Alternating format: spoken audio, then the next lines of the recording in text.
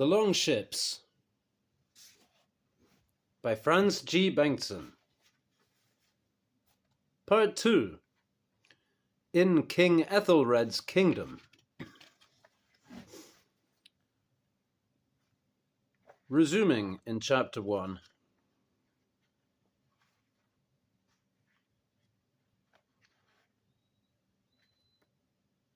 Concerning the battle that was fought at Maldon, and what came after it.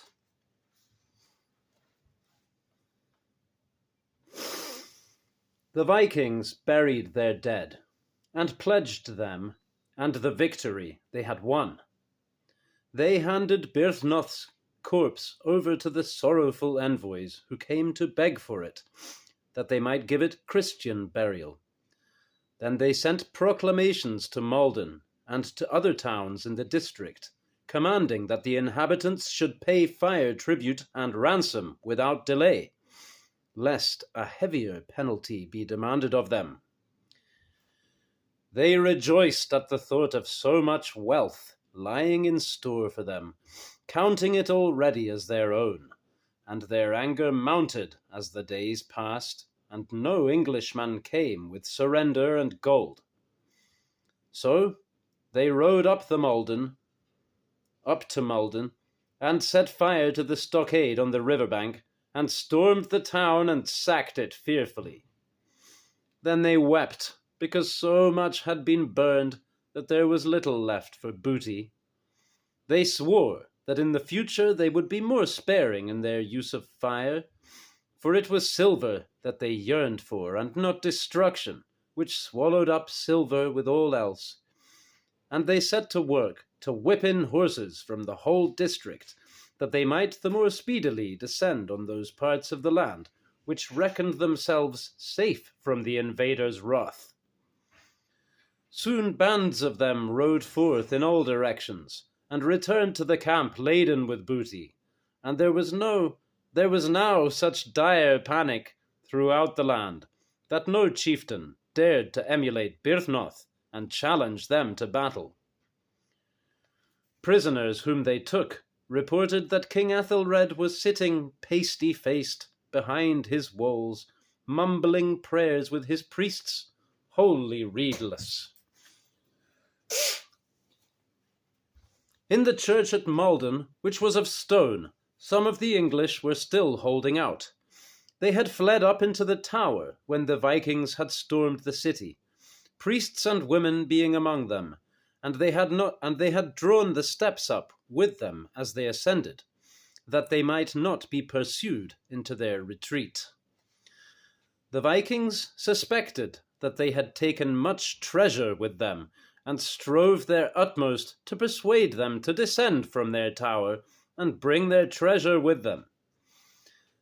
But neither fire nor by force of arms could achieve anything, and the people had plenty of food and drink with them in the tower, and sang psalms, and appeared to be in good heart. When the Vikings approached the tower to try to induce them, by words, to act sensibly, and come down, and part with their treasure, they cast down stones, curses, and filth upon their heads, yelling with triumph when any of their missiles met their mark. All the Vikings agreed that stone churches and their towers were among the most vexatious obstacles that a man could find himself confronted with.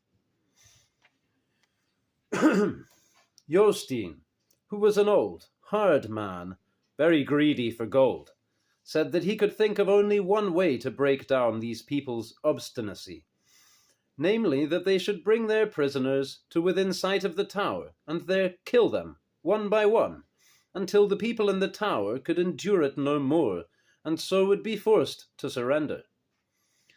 A number of the men agreed with him in this, for he had a great name for wisdom. But Gudmund and Thorkel thought it a plan unwarrior-like, and were unwilling to be parties to it. It would be better, said Thorkel, to bring them down by guile. He added that he was well acquainted with the foibles of priests, and knew how best to approach them, and get them to do what one wanted.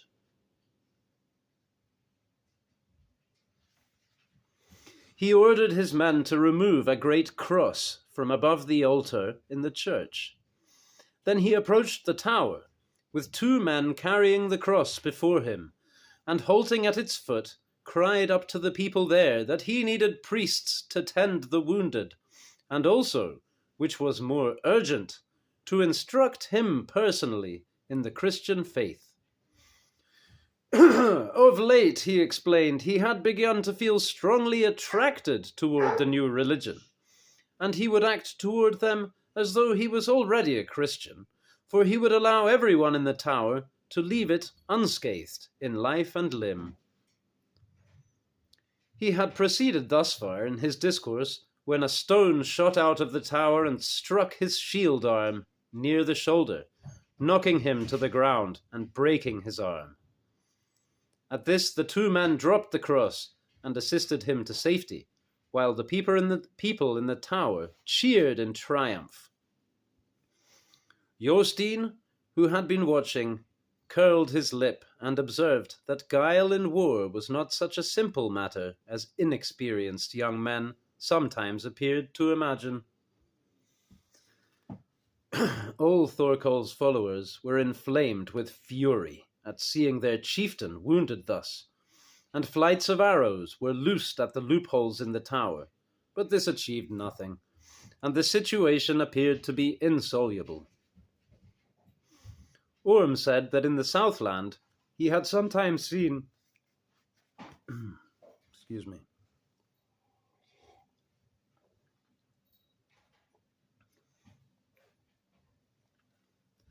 Orm oh dear.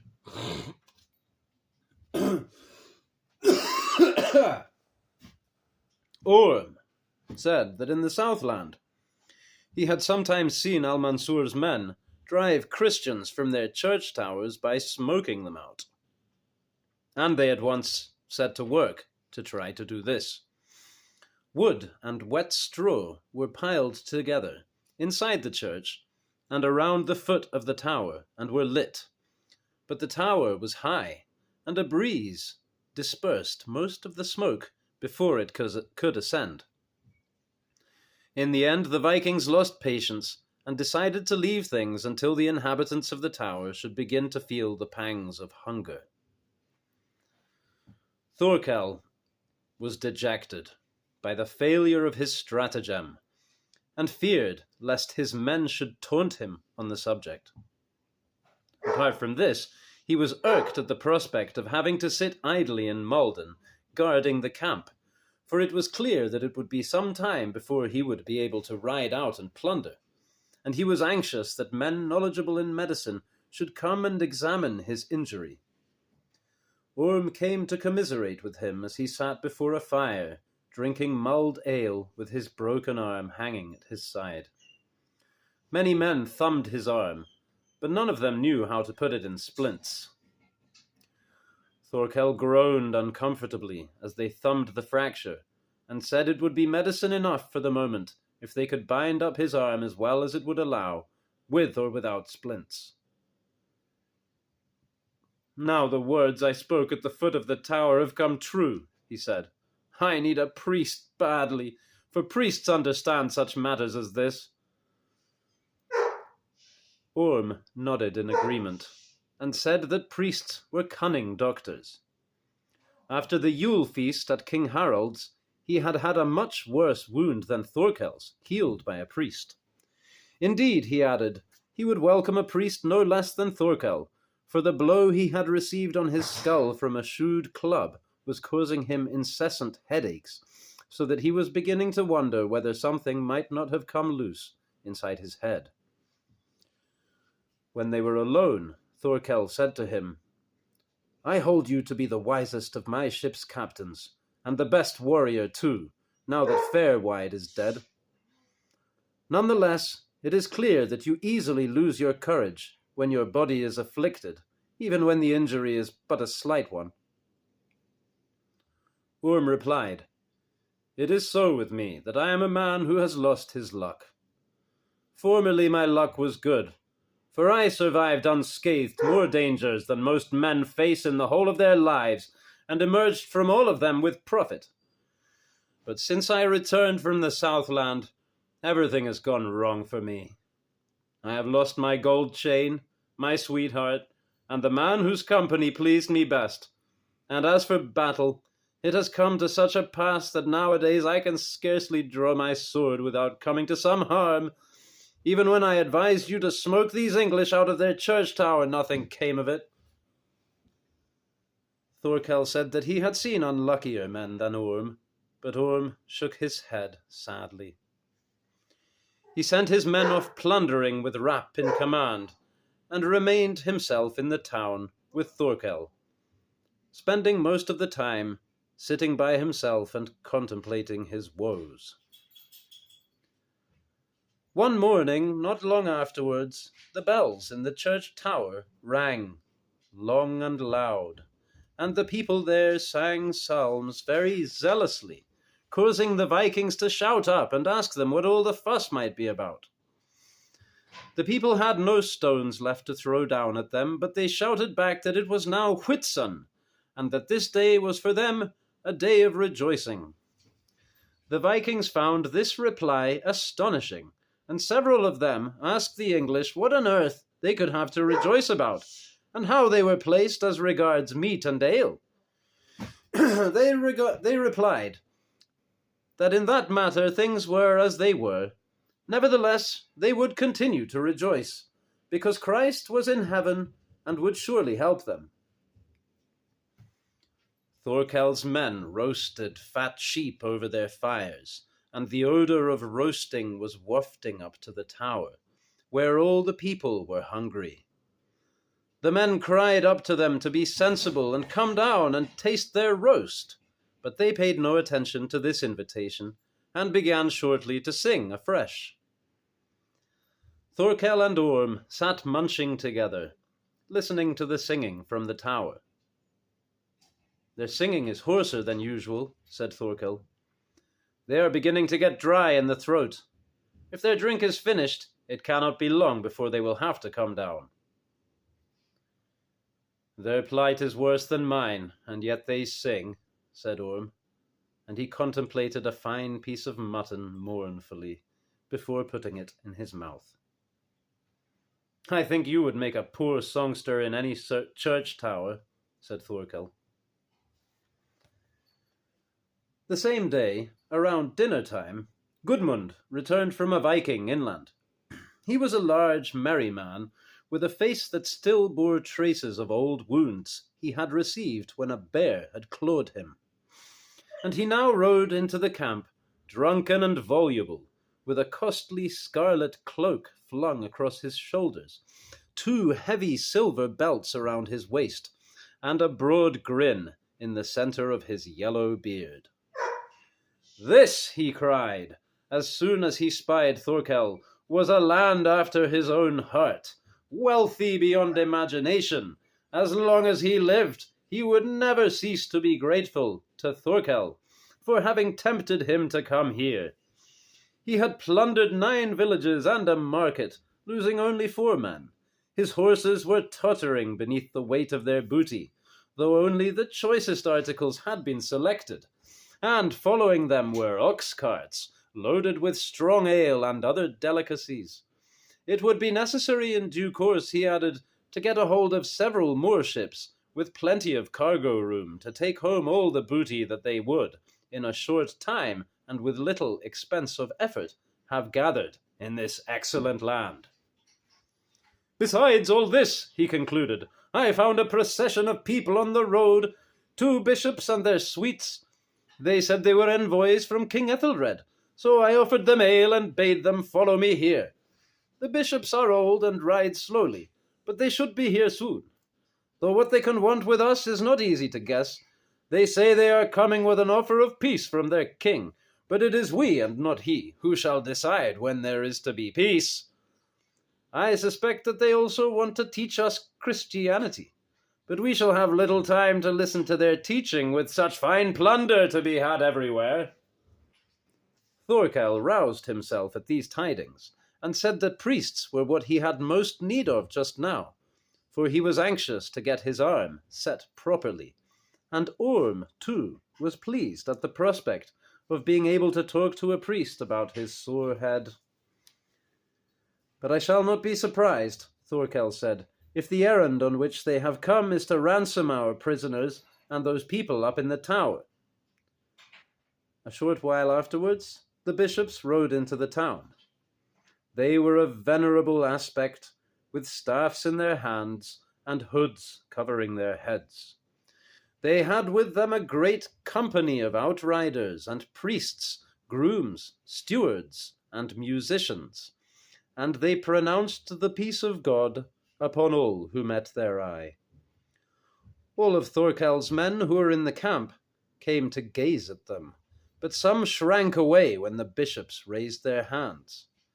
The people in the tower broke into loud acclamations at the sight of them, and began again to ring their bells. Thorkel and Gudmund showed them every hospitality, and when they had rested and had given thanks to God for their lucky journey, they explained their mission. The bishop who appeared to be the senior of the two, and who was called the Bishop of St. Edmund's Bury, addressed Thorkel and Gudmund and such other of the Vikings as had gathered to hear what he had to say. The narrator will pause to shout at his dog.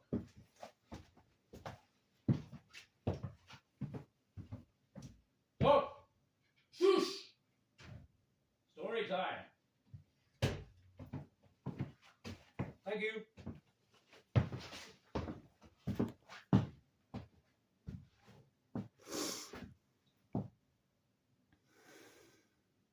The bishop who appeared to be the senior of the two, and who was called the Bishop of St. Edmund's Bury, addressed Thorkel and Gudmund, and such others of the Vikings as had gathered to hear what he had to say. These, he said, were evil times, and it was a great grief to Christ and his church that men did not know how to live peacefully with one another in love and tolerance. Fortunately, however, he continued, they now had in England a king who loved peace above all other things, and this despite the magnitude of his power and the legions of warriors that lay awaiting his command. He preferred to win the love of his enemies rather than to destroy them by the sword. King Ethelred regarded the Northmen as zealous young men who lacked counsel and did not know what was best for them, and after having consulted his own wise counselors, had decided on this occasion not to march against them and put them to the sword, but rather to point out peacefully to them the error of their ways.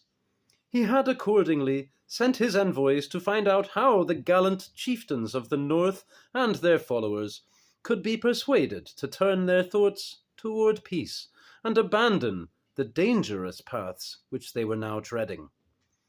It was King Ethelred's desire that they should return to their ships and depart from his coasts to dwell in their own land, in peace and contentment, and to facilitate this and win their friendship for all time, he was ready to give them such presents as would fill them all with joy and gratitude. Such royal munificence would, he trusted, so soften the hardness of their young hearts, that if they would learn to love God's holy law,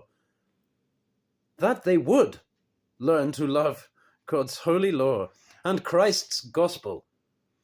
If this should come to pass, good King Ethelred's joy would know no bounds, and his love for them would become even greater.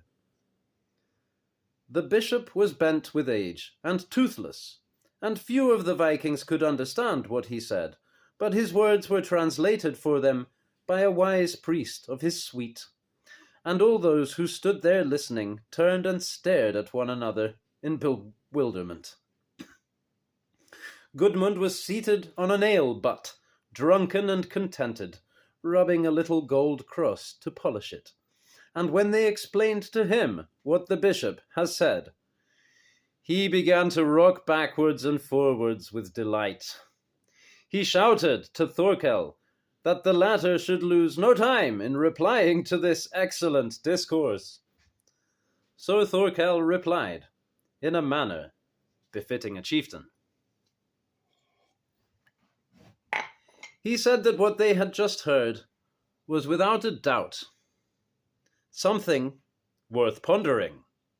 King Ethelred had already a great name in the Danish kingdom, but it now appeared that he was an even finer king than they had been led to believe, and this proposal of his to give them all presents accorded well with the opinion of his worth that they had hitherto held. For, he continued, as we told Jarl Birthnoth when we spoke with him across the river, you who dwell in this land are rich, and we poor seafarers are only too anxious to be your friends if you will but share your wealth with us. It is good to hear that King Ethelred himself shares our feelings in this matter, and seeing that he is so rich and powerful and full of wisdom, I do not doubt that he will show himself most liberal toward us. How he intends to offer us, how much he intends to offer us, we have not yet been told. But we need a lot to make us merry, for we are a melancholy race. I think it best that his gifts should take the form of gold and minted silver, for this will be easiest to count, and easiest too for us to carry home. While everything is being settled, we shall be glad if he will permit us to remain here undisturbed, taking from the district what we need for our upkeep and pleasure. There is, though, someone who has as much say in this matter as Gudmund and myself, and that is Jostein. He is at present away plundering with many of his followers, and until he returns we cannot decide how large King Ethelred's gift is to be. But there is one thing I should like to know at once, and that is whether you have any priest skilled in medicine among your followers. For, as you see, I have this damaged arm which needs plastering. The younger bishop replied that they had with them 2 men who were learned in the craft of healing, and said that he would be glad to bid them attend to Thorkel's arm. He requested, however, that in return for this service, Thorkel should allow the people who were shut up in the tower to descend and go their ways without hindrance. For it was a heavy thing, he said, to think of them up there, tormented by hunger and thirst. As far as I'm concerned, said Thorkel, they can come down as soon as they like. We've been trying to persuade them to do so ever since we took this town, but they have resisted our offers most obstinately. In fact, it was they who broke my arm. Half of what they have in the tower they must give to us. This is small repayment for the injury to my arm and all the bother they have caused us. But when they have done that, they go whithersoever they please. Soon, therefore, all the people in the tower descended, looking pale and wasted. Some of them wept and threw themselves at the bishop's feet, while others cried piteously for water and food. Thorkel's men were disappointed to find that there was little of value in the tower. Nevertheless, they gave them food and did them no harm. Orm happened to pass a water trough where a number of those who had been in the tower were drinking. Among them was a little bald man in a priest's cowl, with a long nose and a red scar across his forehead. Orm stared at him in astonishment. Then he went up and seized him by the shoulder. "I am glad to see you again," he said, "and I have something to thank you for since the last time we met. But I little thought to meet King Harold's physician in England. How did you come here?" "I came here from the tower," retorted Brother Willibald wrathfully, "where you heathen berserks have compelled me to spend the last fortnight."